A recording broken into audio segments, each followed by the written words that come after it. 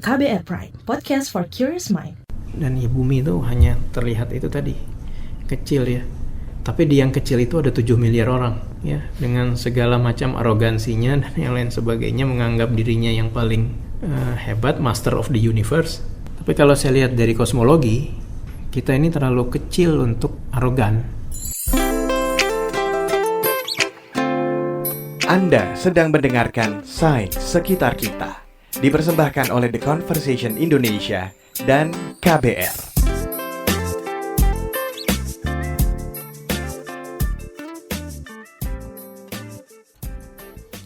Halo, kita ketemu lagi di Sains Sekitar Kita. Kita sekarang ada di season kedua dan kita masih ngobrolin tentang peneliti-peneliti Indonesia. Dan seperti biasa juga, saya nggak sendirian karena saya selalu ditemenin sama Lutfi dari The Conversation Indonesia. Hai Lutfi, apa kabar? Halo Naomi, kalau aku baik nih, kalau kamu gimana? Harusnya baik lah ya? Yes dong, pasti. Kelihatannya baik, cerah gitu. BTW saat kita rekam podcast ini ya, kita ini udah di penghujung tahun 2020 nih. Ini tahun yang luar biasa banget nggak sih? Luar biasa karena banyak liburnya. Oh enggak kerja tapi dari rumah lebih baik kayak gitu ya. Tapi bener sih, COVID ini yang paling berasa Lutfi, karena banyak banget yang meninggal, kemudian ekonominya ambruk, orang-orang juga kehilangan pekerjaan. Ya prihatin dan sedih deh pokoknya. Untungnya ada kabar baik di penghujung tahun, yaitu dengan datangnya vaksin. Harapannya sih ini bisa mengakhiri pandemi ini juga ya. Gila, bener banget Naomi. Ditambah lagi nih dampaknya pada keadaan ekonomi, terus kesehatan mental dan lain-lain. Itu apa ya, stressful banget gak sih? Banget. Nah, tapi tau gak sebenarnya nih masalah pandemi COVID di tahun yang luar biasa chaotic ini dan luar biasa challenging ini, itu gak terlalu ada artinya loh kalau dibandingkan dengan dalam konteks skema alam semesta yang lebih besar gitu, atau the grand scheme of things gitu. Misalnya nih ya, bayangin nih, kamu tau gak kita ini spesies manusia itu sekecil apa di dalam alam semesta ini? Aku kasih gambaran. Semesta ini udah 13,8 miliar tahun usianya. Padahal nih kita nih Homo sapiens itu usianya tuh baru 200.000 tahun yang lalu gitu mulai muncul tuh. Kayak fraction yang sangat kecil banget gitu. Diameter alam semesta ini kalau dari segi skala ukuran nih, diameter alam semesta yang bisa diobservasi oleh orang tuh 93 miliar tahun cahaya. Dalam kilometer, 1 tahun cahaya itu sekitar 9.000 triliun kilometer. Jadi kalau 93 miliar tahun cahaya ya dihitung aja ya, aku nggak punya energi untuk ngitung gitu. Tapi kayaknya gede banget ya secara skala ukuran maupun waktu. Aku nggak mencoba untuk nihilis dan ini apa. Kita sekecil itu gitu ya. Nggak mencoba untuk pesimis dan lain, tapi emang kita kayaknya sekecil itu gitu kalau dalam skala alam semesta. Wah, kalau udah ngomongin kayak gini nih, aku langsung berasa kecil banget gitu. Merasa nggak ada apa-apanya. Kayak emang lu siapa gitu. Padahal selama ini udah ngerasa paling penting gitu sedunia. Padahal dunia itu paling banter bumi gitu ya. Nah, biar kita makin panik nih, aku mau ngajak kamu ngobrolin tentang misteri alam semesta ini. Asik. Tapi ini ngomongin luar angkasa dan alam semesta secara serius nggak nih? Atau jangan-jangan malah ngomongin Star Wars atau Star Trek gitu? Apa ini yang mau kita bahas tentang alam semesta yang gimana? Oh, jangan salah, karena spoiler alert nih ya. Nanti kita akan bahas Star Wars juga ya. Tapi sebelum masuk ke sana, aku ada pertanyaan dulu buat kamu. Apa tuh? Kenapa manusia itu ada? Ayo. Apa sih takdir dari manusia? Manusia itu untuk... Pusing nggak? Pusing sih. Manusia ada karena memang udah ditakdirkan begitu kali. Gitu kali lah. Ya gitu deh pokoknya. Kayaknya perlu merenung bertahun-tahun lah ya untuk ngejawab pertanyaan yang kelihatannya pendek, simple, tapi ya belum tentu bener juga jawabannya, ya nggak sih? Iya, pasti susah kan yang jawabnya, karena mungkin ini ranahnya filosofi ya. Tapi untungnya, kalau pertanyaan tentang alam semesta itu sendiri, itu bisa dijawab secara saintifik. Misalnya nih, berbagai fisikawan dan astronom mulai dari zamannya Copernicus, Newton, Einstein, sampai Stephen Hawking tuh selama ratusan tahun tuh mulai bisa menjelaskan bagaimana alam semesta ini bekerja. Oh gitu. Terus berdasarkan progres dari sains modern sejauh ini untuk tahu gitu, cari tahu cara kerja alam semesta, emang apa sih yang bisa dijelasin tentang awal mula, terus juga takdir akhir dari alam semesta yang kita lagi tempatin sekarang ini? Nah, now we're talking ya. Itu pertanyaannya tuh. Dan itu yang akan kita explore di episode ini. Awal mula dan akhir dari alam semesta. Dan untuk menjawab ini, kita berbicara dengan Profesor Husin Alatas, seorang theoretical physicist, atau bahasa Indonesianya peneliti fisika teori ya, dari IPB di Bogor. Saya Husin Alatas dari Departemen Fisika FMIPA Institut Pertanian Bogor. Ya, saat ini saya bekerja sebagai dosen peneliti, ya. Dan saat ini juga saya diberi amanah pertama untuk menjadi guru besar bidang fisika teori di Fakultas MIPA Institut Pertanian Bogor.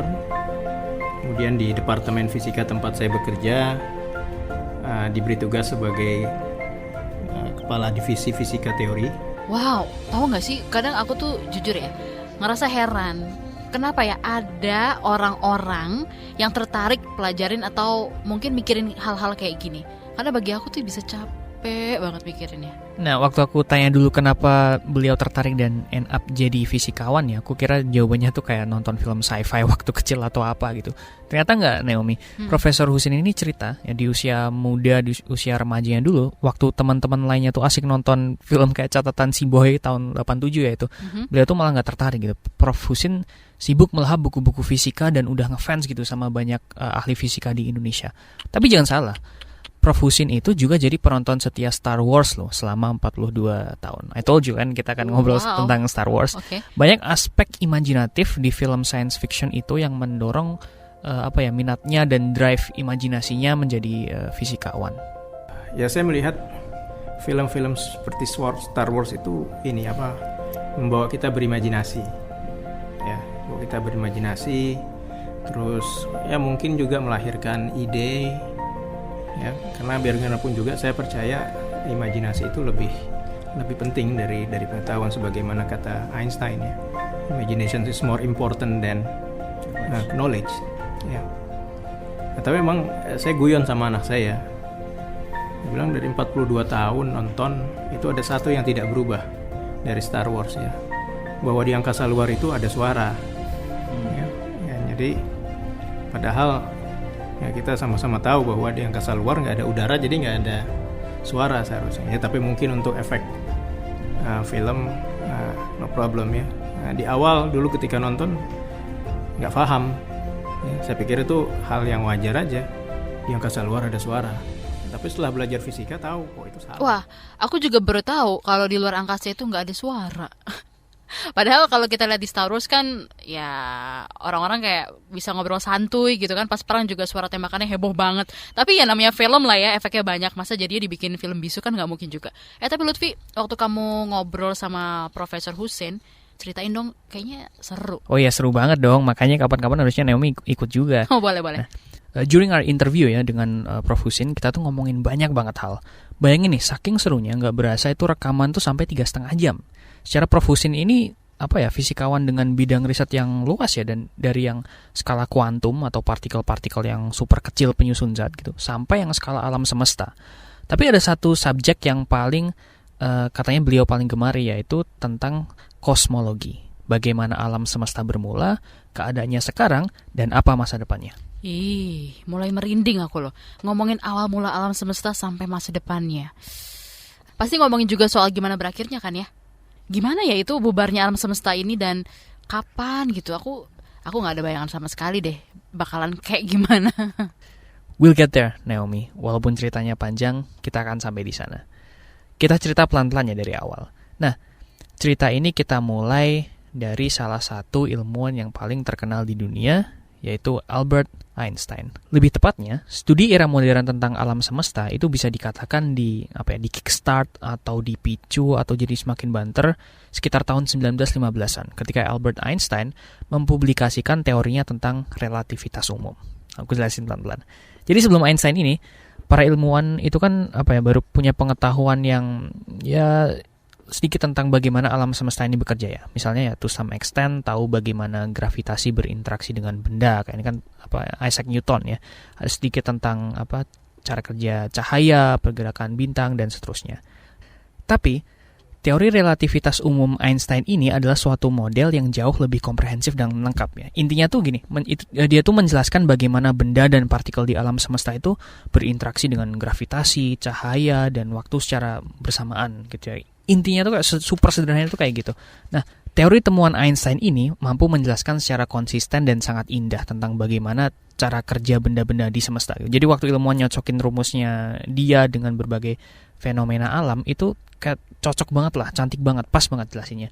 Mulai dari orbit planet, perilaku dari galaksi, berkembangnya bintang, munculnya lubang hitam, dan tentu aja yang akan kita eksplor sekarang, yakni awal mula alam semesta. Dan teori relativitas umum ini bisa dikatakan menjadi basis dari kosmologi modern. Jadi, berbekal wawasan baru ini di sekitar tahun 1915, ilmuwan itu semakin pesat mempelajari tentang kondisi alam semesta. Apa aja kira-kira, Naomi, yang ditemukan para ilmuwan menurutmu setelah teori Einstein ini terbit? Tahu nggak apa aja? Aku tahu. Aku sempat baca nih salah satu temuan yang cukup menarik abis adanya teori Einstein ini. Itu sekitaran tahun 1920, ada ahli fisika Soviet namanya Alexander Friedman. Itu nyoret-nyoret persamaannya Einstein ini gitu kan ya. Terus nemuin suatu hal aneh, kalau alam semesta itu ternyata nggak diem aja, tapi ternyata ngembang terus makin panjang, makin luas gitu nggak sih? Iya, benar banget.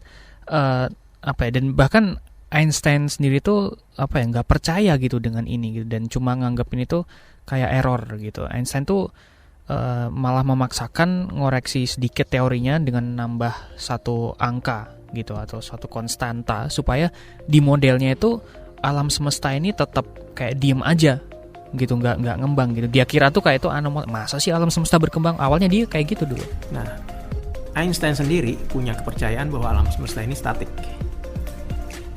tidak berkembang. Ya. Ketika ditunjukkan bahwa persamaan medan Einstein, orang sebutnya persamaan medan Einstein, ya, itu sebetulnya menggambarkan ruang waktu. Ketika orang menunjukkan kepada Einstein bahwa teorinya ini menunjukkan alam semesta ini mengembang, Einstein itu langsung merasa harus memperbaiki teorinya. Ya. Kemudian dia masukkan ada satu suku di dalam persamaannya yang orang kenal sekarang sebagai konstanta kosmologi. Tapi serunya, ternyata beberapa tahun kemudian kayak dilema ini tuh, kayak misteri ini tuh akhirnya dijawab, diselesaikan oleh seorang astronom Amerika, Edwin Hubble namanya. Kita kan sering dengar ya Hubble Telescope itu namanya diambil dari Edwin Hubble. Hubble sendiri sebenarnya tuh terkenalnya tuh pada tahun 1924 gitu, waktu dia pakai teleskop di observatorinya di California, itu pertama kali menemukan bahwa ada galaksi lain di luar Milky Way, di luar Bima Sakti. Dia nemu beberapa waktu itu, salah satunya adalah galaksi Andromeda. Nah, tapi yang terkait dengan cerita kita ini, data dari observasi galaksi tersebut ternyata tuh ada yang aneh gitu. Misalnya nih, dia pada tahun 1929 dia teliti lebih lanjut itu. Dia menghitung jarak dari galaksi-galaksi itu, dan juga misalnya karakter gelombang cahayanya dan all of that sciencey stuff, dan menemukan bahwa benar alam semesta itu emang berkembang gitu. Sampai-sampai ini Einstein waktu si Hubble menerbitkan ini gitu, dia sampai mengunjungi Hubble di observatorinya di California gitu. Mungkin nggak tahu ya, yang aku bayangkan kayak gedor-gedor pintu, bro bener nggak ini bro gitu. Kali ya, nggak tahu ya. Okay. Untuk ngobrol lebih lanjut dengan Hubble, dan pada akhirnya Einstein itu benar-benar meyakini hal ini. Nah, Einstein kemudian mengatakan bahwa this is the biggest blunder in my life lah, kata gitu ya. Ini adalah blunder paling besar dalam hidupnya dengan memasukkan konstanta kosmologi untuk mempertahankan alam semesta yang statik, yang tidak berkembang, yang kenyataannya dia berkembang. Ya. Oh, jadi akhirnya si Einstein ini ngaku gitu ya, kalau udah ngelakuin kesalahan besar dengan menyiasati teorinya supaya tetap klop sama keyakinannya kalau alam semesta itu enggak berkembang. Tapi pas lagi nyaksiin ada bukti kuat menunjukin sebaliknya, dia langsung ngaku dan dukung teori baru itu. Humble ya saintis ini ya. Tapi belum selesai dramanya, Naomi. Nggak selesai di situ. Pada tahun 1998 nih, ada 3 ilmuwan lagi yang menemukan bahwa semesta itu nggak cuma berkembang gitu, nggak cuma kayak memanjang, meluas gitu, tapi berkembangnya itu secara akseleratif atau kayak makin cepat, dan makin cepat. Ini ada perkembangan menarik. Ya, jadi tahun 98 ini tentang akseleratif expanding universe ini itu diamati oleh 3 orang ilmuwan yang dapat Nobel tahun 2011 ya, Rees, Perlmutter, dan Smith. Yang tiganya ini tahun 98, nggak berbarengan ya, satu di Australia, satu di Perancis. Mereka melihat bahwa ada satu tipe supernova SN1A ya, itu yang biasa digunakan sebagai acuan untuk menentukan jarak bintang. Ya, jadi itu digunakan sebagai, orang sebutnya sebagai standard candle ya, lilin standar. Nah, dengan menggunakan SN1A tersebut, dia ukur ternyata kurvanya itu, kalau tadinya Edwin Hubble itu kan lurus, ini membelok, melengkung ke atas. Ya, artinya apa? Artinya dipercepat dia. Nah, apa sih yang menyebabkan semesta itu berkembang dengan akseleratif kayak gini? Soalnya kan kalau kita mikir, bukannya kalau misalnya antar benda langit, antar planet, antar bintang itu bukannya ada gaya gravitasi yang saling narik gitu nggak sih? Harusnya ekspansi semesta ini kayak kerem gitu karena gravitasi ini. Tapi kok nggak kayak gitu? Nah, penjelasannya Prof. Husin kayak gini. Jadi bayangkan begini, kalau saya punya gravitasi di bumi, saya lempar bola, kan lama-lama bolanya makin melambat kan, satu saat akan diam balik lagi. Itu yang kita pahami. Ini bayangkan sekarang saya ngelempar bola, bolanya bukan makin lambat tapi makin cepat. Pertanyaan, apa yang menyebabkan kan?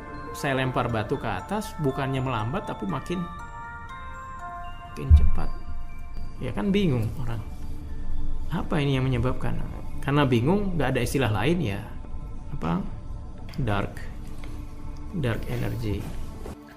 Lah, kalau alam semesta semakin lama semakin ngembang dan cepet, terus itu apa artinya? Nah, ini nih dimana kita mulai menjawab misteri tentang awal mula dan akhir alam semesta. Wow, baru mulai. Rada panjang nih ceritanya, jadi kita pelan-pelan. Nah, ada seorang peneliti fisika dari Belgia, namanya Georges Lemaitre. Bacanya gimana? Georges Lemaitre menanyakan hal yang sama nih, kayak kamu tanya tadi barusan gitu. Artinya apa sih ngembangnya semesta ini? Kesimpulan yang dia ambil itu seperti ini. Nah, tapi kemudian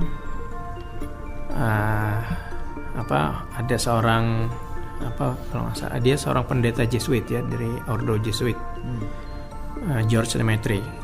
Dia asal Belgia. Dia juga mempelajari apa yang dipelajari oleh Friedman dari persamaan teori relativitas. Nah, kemudian dia berasumsi bahwa alam semesta ini harusnya ada awalnya. Ya, kalau dia berkembang, berekspansi, berarti kan mulanya kan dia kecil. Ya, kemudian dia mengembang, berekspansi. Dari situlah berspekulasi, pasti ada suatu origin di mana ada alam semesta itu ketemu di suatu saat di lampau, itu alam semesta itu kecil. Sebentar, jadi ternyata Georges Lemaitre ini yang disebut-sebut sebagai pencetus Big Bang Theory atau teori dentuman besar kan ya, yang nyebutin kalau peristiwa ledakan dahsyat itu nyebabin terbentuknya alam semesta. Iya, benar banget. Itu yang kita maksud sekarang dengan Big Bang Theory.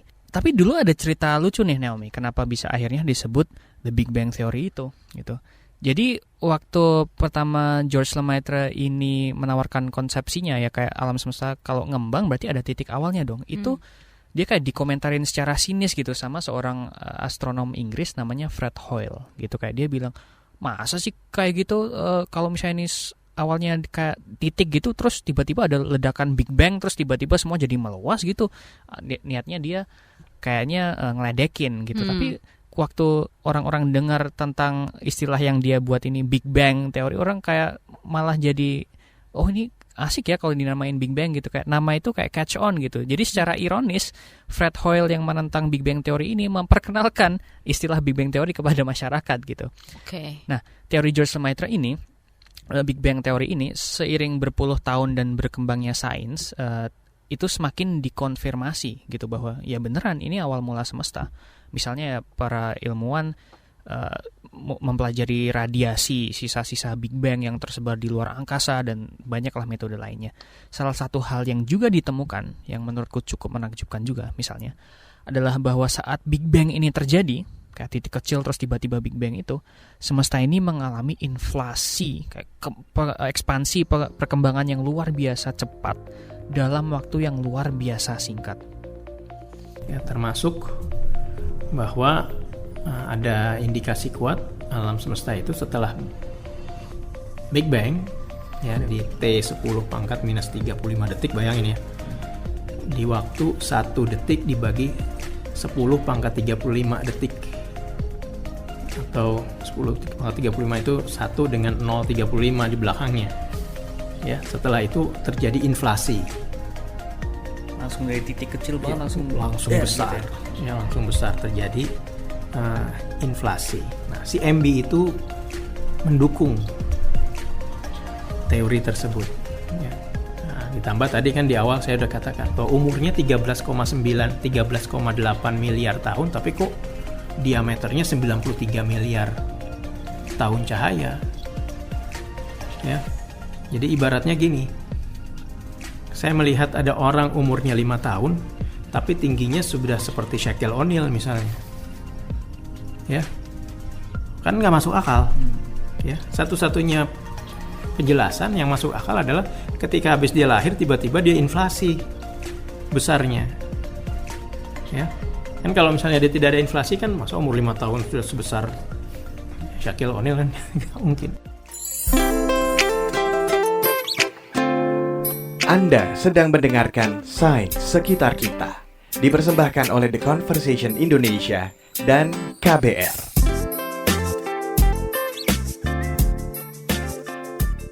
Kita balik lagi di Sains Sekitar Kita season kedua. Dan episode kali ini kita lagi ngebahas tentang alam semesta.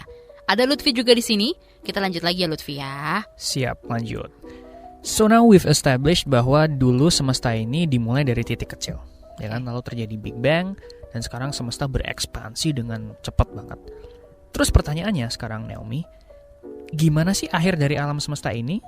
Kalau misalnya ini kayak ekspansi ini terus-terusan, terus ujung-ujungnya kayak gimana? Menurutmu gimana? Mungkin kayak di film Armageddon gitu nggak sih? Atau film 2012? Armageddon tuh yang meteor itu bukan sih? Yang Bruce Willis itu? Iya, yang Bruce Willis. Oh, enggak tahu ya. Yang lagunya gitu Aerosmith. I don't wanna close my eyes and smile for me. No, bukan itu. Tapi, ya kan? Tapi kenapa jadi sidetrack gini ya? Nggak apa-apa, anyway, nggak apa-apa. Nah, itu pertanyaan yang aku juga tanyakan ke Prof. Husin juga nih. Proposal dari kayak alternatif teori-teori dari komunitas peneliti ini cukup beragam gitu. Karena kan tergantung dari banyak hal ya. Misalnya kayak bentuk dari alam semesta ini sebenarnya gimana, kecepatan ekspansinya itu sebanter apa tepatnya. Jadi kayak banyak teorinya. Tapi salah satu teori yang paling populer itu mengatakan bahwa kalau semesta terus berkembang, maka bahan bakar yang dibutuhkan bintang untuk menyala itu semakin dikit, karena kan semakin kayak meluas gitu, kayak materialnya semakin stretched out gitu. Terus yang tersisa nanti cuma benda-benda kayak lubang hitam, bintang-bintang yang mulai mati, sampai akhirnya semesta itu menjadi sangat dingin dan hampa. Ya, yang orang perkirakan kalau misalnya memang terus berekspansi, ya lama-lama suhu alam semesta ini akan terus turun. Ya, nanti kita akan berakhir pada yang namanya Big Freeze. Ya, Big Freeze itu artinya ya nggak ada lagi kerja. Ya sudah, alam semesta mati aja, mati dalam kedinginan. Ya itu kalau dia terus berekspansi. Ada juga nih teori lain yang mengatakan bahwa kalau semesta itu ekspansinya nanti bisa berhenti, kayak for some reason gitu, nanti gravitasi di alam semesta itu akan narik balik semesta itu narik kembali ke titik kecil semula gitu, kayak awalnya ngembang terus tarik lagi jadi kecil. Ini dinamakan dengan teori the Big Crunch. Itu di satu sisi. Di sisi lain, satelit yang tadi saya bilang, satelit Planck, ya itu mulai memberikan indikasi bahwa alam semesta ini awalnya dulu tidak datar. Apa alam semesta tidak datar? Kalau misalnya saya tembakkan cahaya tadi jalannya lurus saja. Tapi ada indikasi bahwa alam semesta dulu itu melengkung. Ya. Nah, asumsi yang dibangun di kosmologi modern sekarang adalah alam semesta ini datar secara global. Ya, secara large scale, struktur besar itu dia datar. Kalau apa yang diungkapkan oleh Planck ini ternyata benar, alam semesta dulu itu tidak datar, ya maka skenario akhir dari alam semesta itu adalah Big Crunch. Ya, dia akan kembali seperti awal dari sebuah singularitas, akan berakhir menjadi singularitas lagi. Oke. Ya, tapi ini masih spekulasi, datanya masih terlalu too early to say.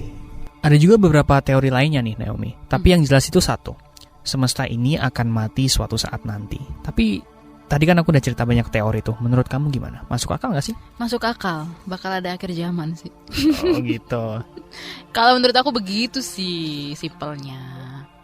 Ya kalau dipandang dari sudut pandang agama atau teologi, itu sih sebenarnya kayak selaras sih kesimpulannya. Atau kalau mau dilihat dari makna kata-katanya, ada awal, ya pasti ada akhir. Jadi make sense sih, ya nggak? Itu mungkin penjelasan scientific Profesor Hussein tadi juga masuk akal karena memang semesta itu bakal mati suatu saat. Tapi nggak tahu juga sih ya, namanya juga science. Nanti kalau ada temuan dan bukti baru gitu misalnya, teorinya juga bisa diupdate terus. Ya kayak Einstein aja tadi.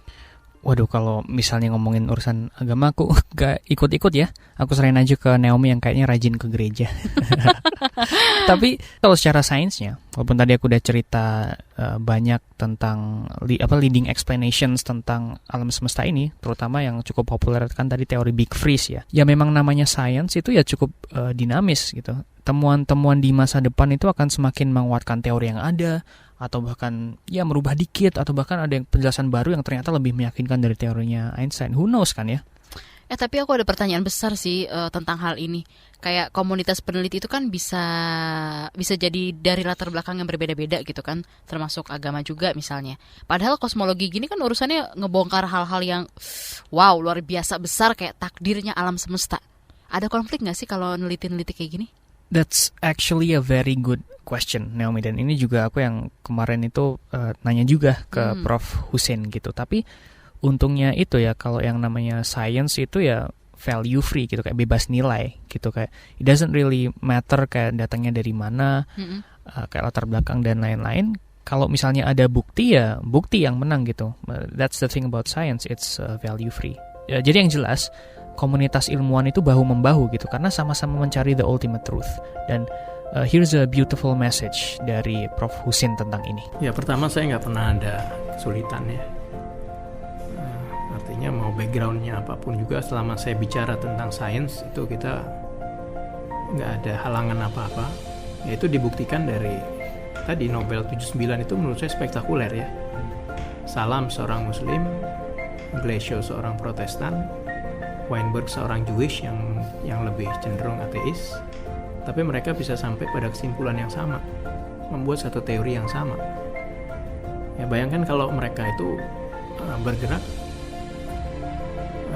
lewat background masing-masing, mungkin nggak akan ketemu.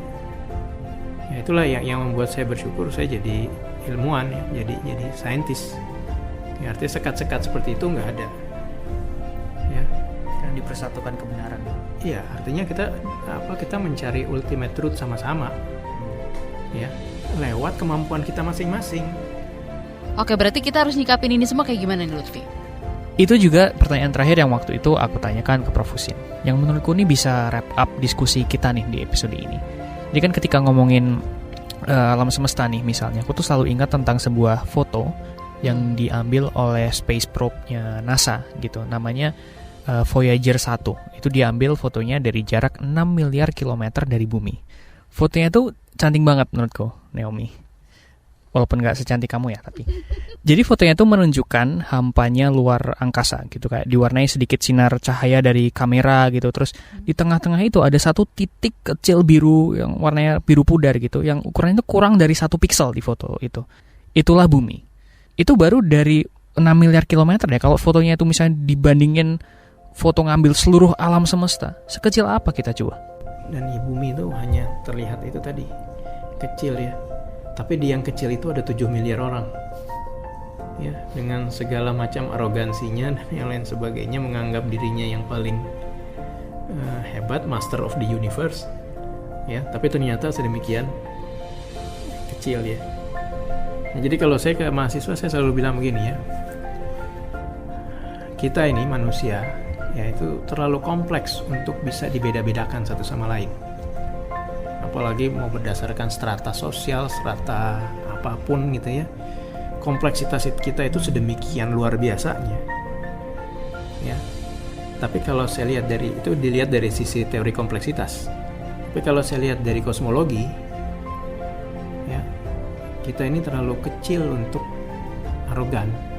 Saya pernah dengar jokes dari Carl Sagan kalau nggak salah. Itu kayak di luasnya alam semesta itu di satu titik kecil kita memperdebatkan agama, sistem ekonomi, macam-macam kayak gitu. Padahal 99, lainnya kosong belum. Wah, luar biasa banget deh. Sekali lagi luar biasa banget. Semangat banget nih episode kali ini ya. Kita bisa dapat banyak penjelasan dari Profesor Husin, salah satu peneliti Indonesia. Jadi ini bisa dibilang sangat ngebuka banget paradigmaku tentang banyak hal. Tapi kita masih ada gak sih beberapa peneliti lagi yang bakal dibahas untuk next episode? Oh, tentu aja masih banyak ya peneliti-peneliti keren yang akan kita bahas di beberapa episode mendatang. Yang jelas teman-teman yang mendengarkan harus selalu stay tune. Wow, aku gak pernah sabar nih nungguin episode baru dari Sains Sekitar Kita. Karena memang obrolan-obrolan menarik dan juga berisi dengan peneliti-peneliti Indonesia dan juga hasil penelitiannya itu memang benar-benar mencengangkan gitu.